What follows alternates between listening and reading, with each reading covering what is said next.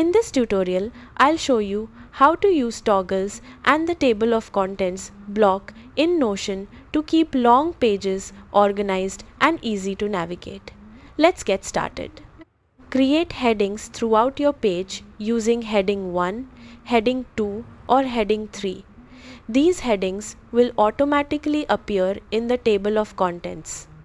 Next, type Table of Contents and select the Table of Contents block.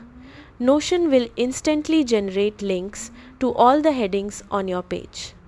To keep the table of contents out of the way, type Toggle and create a toggle list.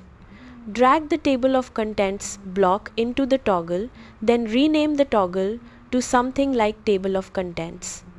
You can also place notes, checklists, images, or other blocks inside toggles to hide detailed information until you need it, making your page cleaner and easier to read.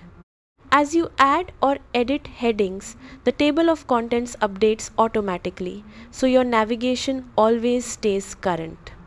That's how to use toggles and the table of contents in Notion. Thanks for watching.